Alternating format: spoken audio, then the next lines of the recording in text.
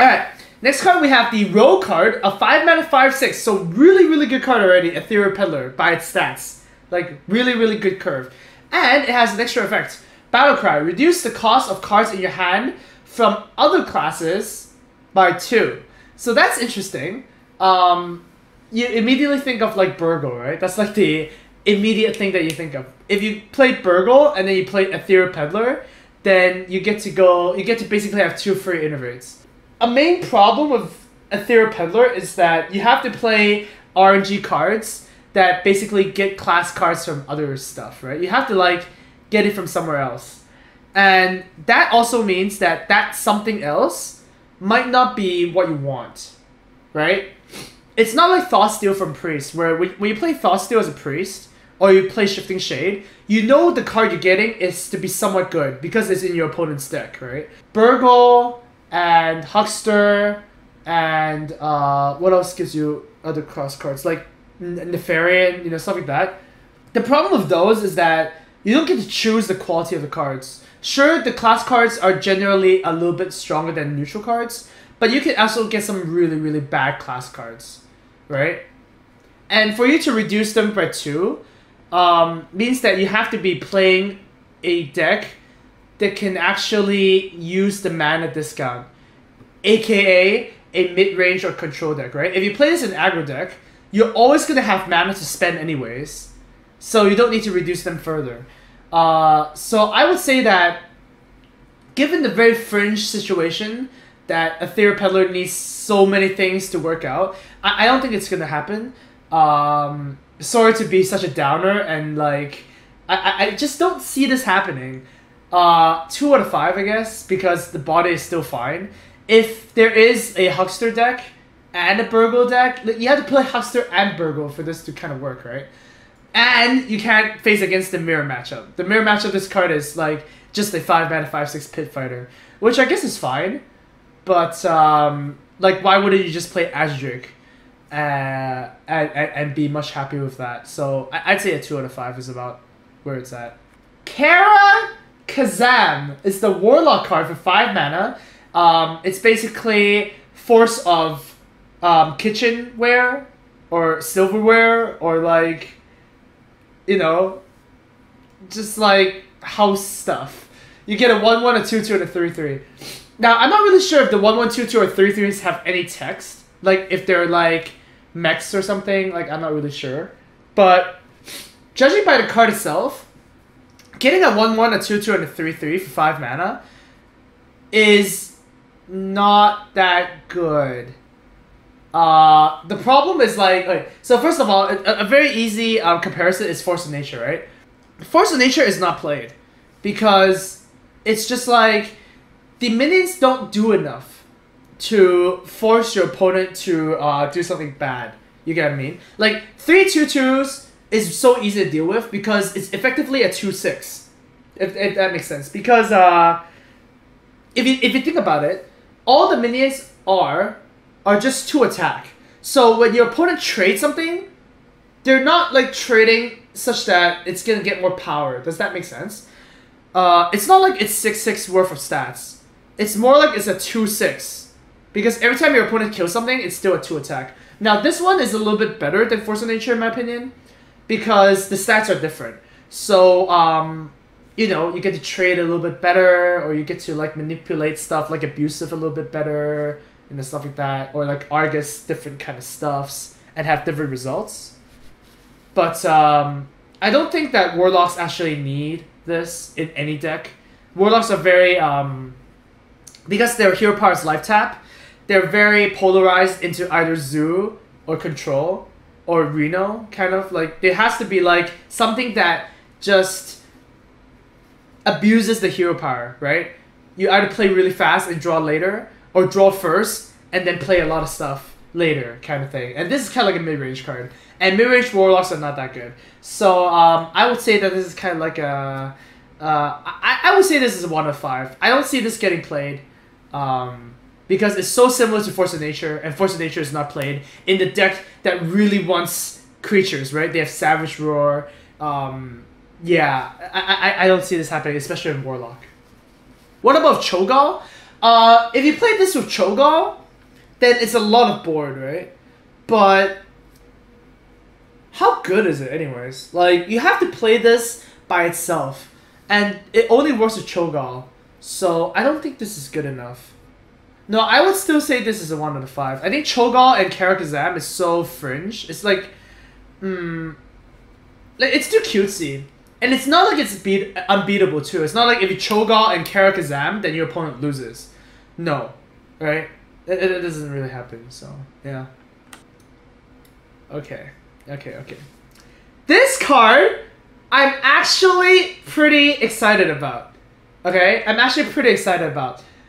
Prince Malchezaar is a 5 mana 5/6, so Pit Fighter stats, once again. And it says, when the game starts, add 5 extra legendary minions to your deck.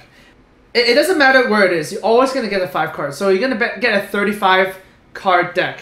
At first, there was another mistranslation. I thought this was at the start of your turn, right? Because that's the mistranslation that the Twitter image posted. If this says 5 mana 5/6, at the start of your turn, add 5 extra legendary minions to your deck, that would be the most insane card ever printed in Hearthstone. That would be just so good. This is a more balanced version because it's actually very awkward, right? If you think about it, when you play Prince Malchezaar in a deck, it's probably going to be control, obviously, because why would you want 35 cards? By definition, in the card game, you do not want any more cards than the minimum amount, because the less cards you have, the more consistent your deck is, and also for each card, it's also stronger than it is, because you get to draw it more often, right? So like 30 card deck with Ragnaros, the Ragnaros is stronger than the same Ragnaros being in the 35 card deck, because you're gonna draw the Ragnaros less, right? What's so cool about Prince Malchezaar though, is that you can just play him in the deck with no legendary cards, right? Because each legendary that you add into a Prince Malchezaar deck is gonna make it significantly worse, because there's so many bad legendaries, like, you know, Lower Control, like Milos Manastorm, you know, the list goes on. So if you add a Ysera or Ragnaros, then Prince Malchezaar cannot actually give you another Rag or another Ysera, right? So it will choose the other bad ones. So my initial impression of this card is that you would play a Control Warrior with 5 less legendaries and 5 more removal spells, and then play Prince Malchezaar and then get the 5 extra legendaries of something else. Does that make sense? Like, that's my first impression of how this card is going to be used. First of all, you're going to get 35 cards. So you're going to get that much of a bigger step up from in like the control matchups. So against Priest, they're not going to deck you up ever, right? Because you're going to deck them out first. And then against aggro decks, or like the aggro mid-range decks, you still have the correct proportion of removal spells and legendary minions and bombs, right? And at that point, in aggro matchups, who cares? Like, who cares if you have like a bad legendary, like for example, Malagos, right? Malagos is pretty bad in Warrior, but you don't care because like you get it. If you put this card in your deck, you want to face against control matchups anyways. So I think this card is actually really cool. I don't know if I would put this in anywhere other than Warrior though, because Warrior does have that hero power which actually extends the game. Priest doesn't really have that power. I guess you could say that you could play this in Druid, but at the same time, why wouldn't you play just a 30 card deck with just like legendaries so that you draw the Innervate faster? Like, I don't know. A lot of people definitely don't realize that playing a 35 card deck is a very, very big disadvantage. But if you're playing a deck or a class with a lot of removal anyways, then it doesn't really matter, right? So I'm gonna put this as a 3 out of 5. I think it's playable, and I think that decks that play this will actually include less bombs, at least legendary bombs, to make this playable. That's basically that. Anyways, I'm very excited about this card. Also, this is where I got my Sun-Fury Bow of the Phoenix from Karazhan in WoW. It was my first actual hunter weapon, so I was like, yeah. So this boss was my favorite. Yeah, and he looks really cool too. I mean, look at his fists. His fists are like glowing and stuff. Yeah. I don't know. I'm excited to play this card. I'm definitely gonna like play this card. It's really hard to like picture how it's gonna move out in a non-warrior deck. Yeah. Ivory Knight is a 6 mana 4/4 battle cry. Discovers a spell, a paladin spell, and also you get to restore health to your hero equal to its cost. So very similar to anti-heal bot. You pay 1 more mana for 1/1 more stats, and you get to actually draw a card. Right? You get to actually draw a card, plus get the heal effect. The main problem with this card is that paladins have a lot of shit spells. Like let's not beat around bush, right? They have a lot of 1 mana secrets, and they're just all bad.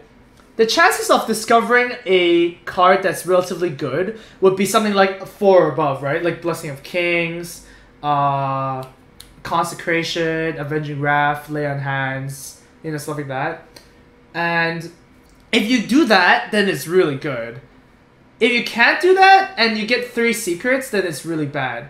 I guess the chances of discovering 1 good card is pretty good, because of how like math works, right? If you have like a pool of say 20 something spells and only 4 of them are good, and you choose 3 of them randomly, you're gonna pull one of the good cards usually, more or less of the time.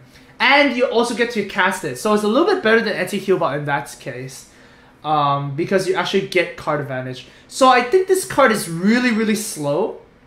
It gives you a lot of value because it's not only a minion, it draws you a card, and it also restores health to you. So it has to be played in a control paladin. I don't think mid-range paladin even wants to play this because they want to kill your opponent anyways. They want to curve out.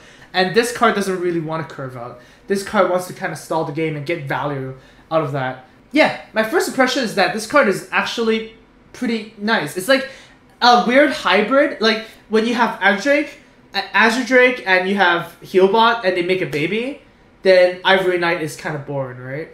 And Azure Drake and Healbot would be cards you want to put in a control paladin anyways. So yeah, I'd say this is like 3 out of 5. I wouldn't think this is meta breaking, but if you play a control paladin, then you definitely consider this card because it's just really slow and it gives you a lot of value. Cool card, cool card. I wish this was a priest card. If this was a priest card, it would be insane. It would be actually insane, right? Because paladins have such bad spells, it makes it a little bit worse. Like I don't want to like play Ivory Knight and be choosing between like Eye for an Eye and Repentance and what's another bad paladin spell? Humility or something, you know. That seems pretty bad if that's the case. Bookworm, get it?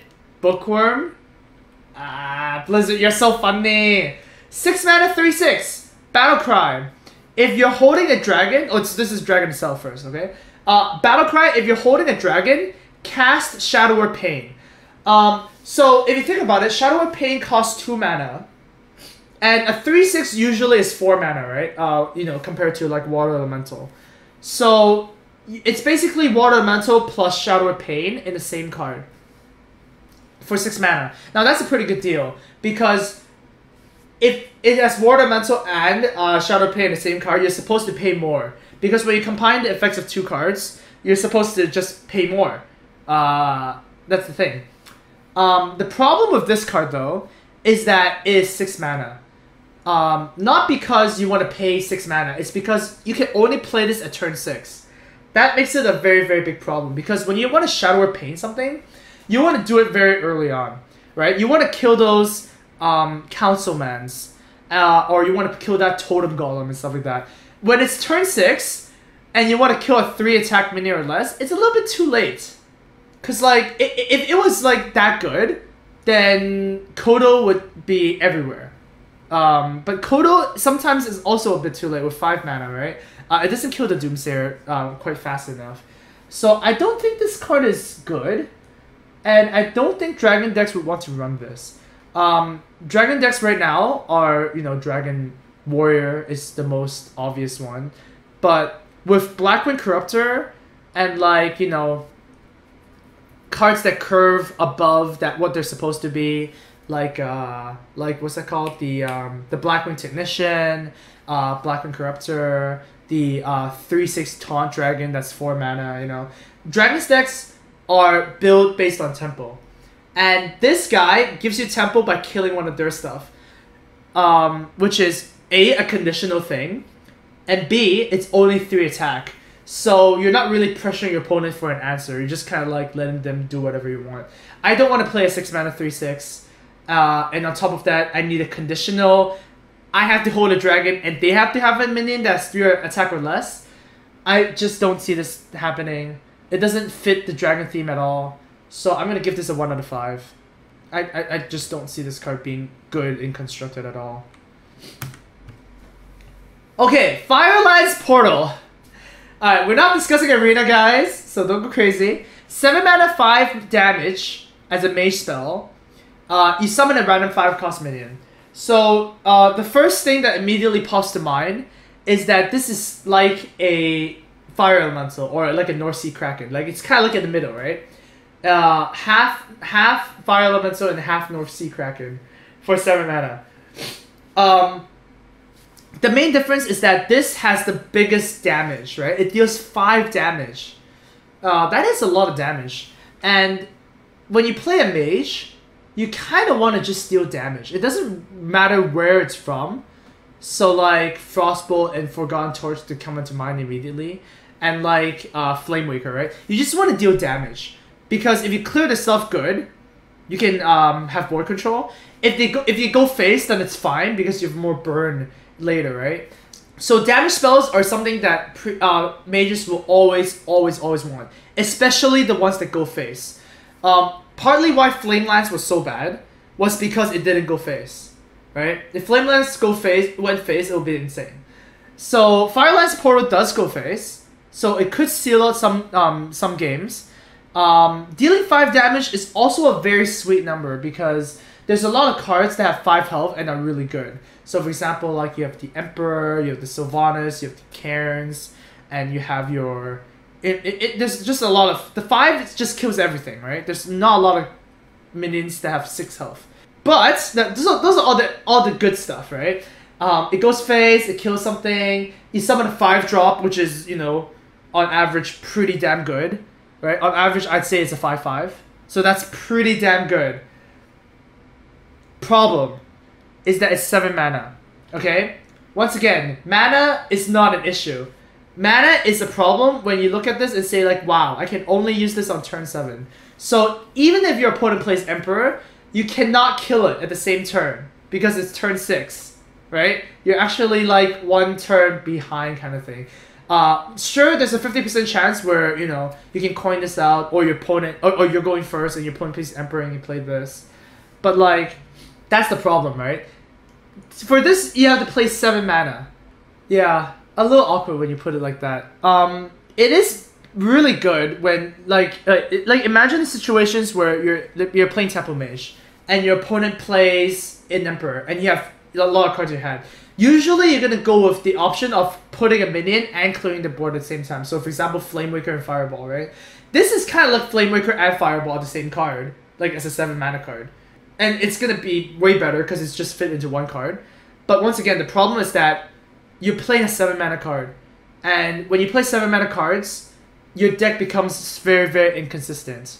Because you don't have the early Flamewaker you can play. Or the Fireball you can play. Like, you can't break it up.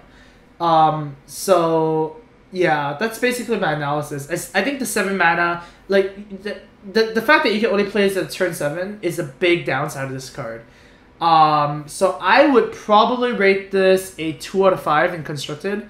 I don't think it's good enough. Like, I want this to be really good, and it seems really good too. But I don't think it's good enough. I would say this is like a 2 out of 5. I don't think Temple Mages would want to play this. They already have like the correct stuff.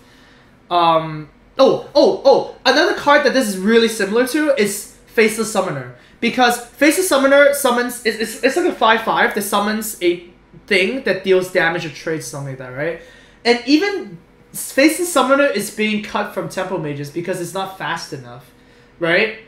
So, like, that's a very good comparison. That Fireline's Portal might not be the card we want in a Tempo Mage. It's just not fast enough. Okay. Okay, now this is a cool card. The Curator is a 7 mana 4/6 taunt. Now the taunt is really important, but let's get on to that later. Battle Cry. Draw 3 cards. Okay, let's calm down. Calm down, guys. Battle Cry, draw 3 cards. If they have, it's a beast, a dragon, and a murloc. So when you first think about it, once again, you go like, okay, the beast is very hard because all the beasts are kind of low curve and kind of suck. Dragon is obviously Adric, or you can do Alexstrasza or Izera or like stuff like that, the high curve and dragon stuff, right? And the murloc is obviously Finley. Okay, so the best situation of this is that it is the unnerfed version of Ancient of Lore. And we know that Ancient of Lore was so insane because it draws 2 cards. Any card that draws 2 cards, it's insane, right? Ancient of Lore is a draw 2 that puts a freaking body on the board. That is just like out of this world, right? So if you look at the Curator from Ancient of Lore, you go like, wow, the Curator is insane. It's a 4/6 taunt, so it actually helps you against, you know, the aggro matchup and whatnot. And because you are going to be playing like small beasts, and the beast is most likely going to be Kodo, Stampede and Kodo, right? You're going to have like a naturally easier time against aggro anyways. So I think the Curator is actually a really, really, really good card.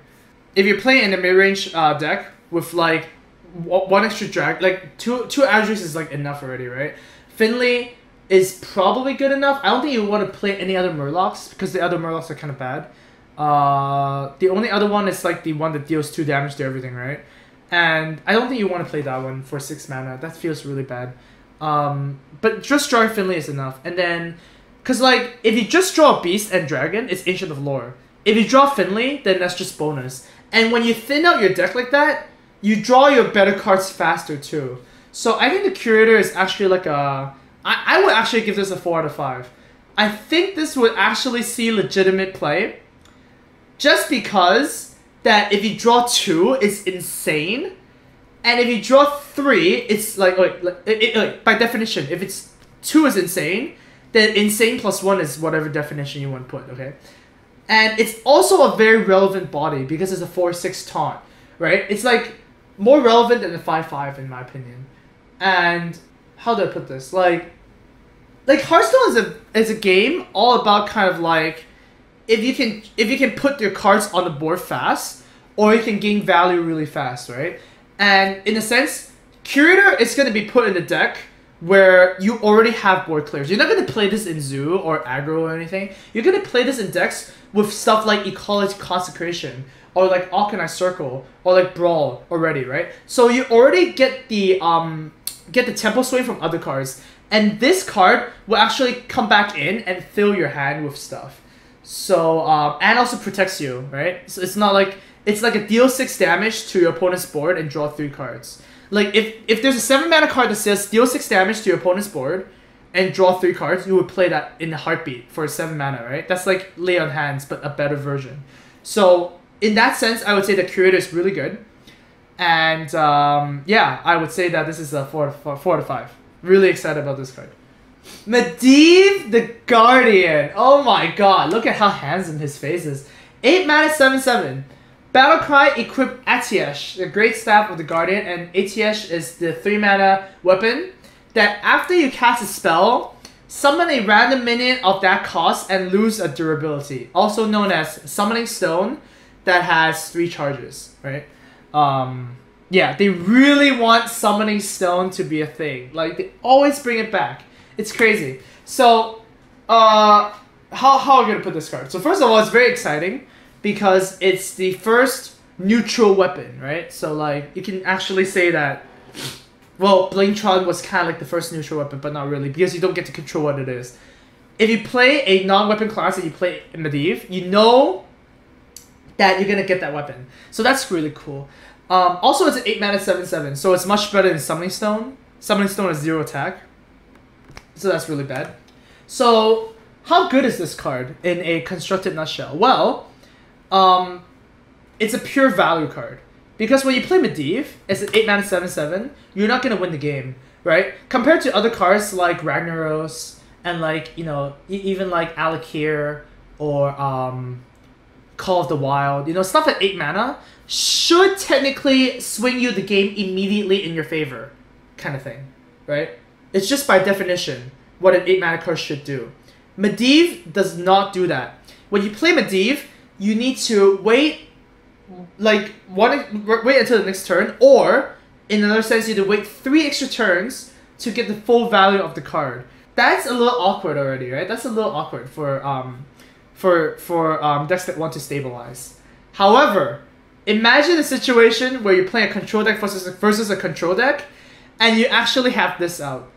That is really, really good in the right deck, because as you can see, ATH actually depends on what spell you cast to determine the minion you summon. So for example, if you're playing Warrior, you don't want to play Medivh, because I mean, if you look at the spells of your cards are Execute, Shield Slam. Why would you want a 1-cost minion?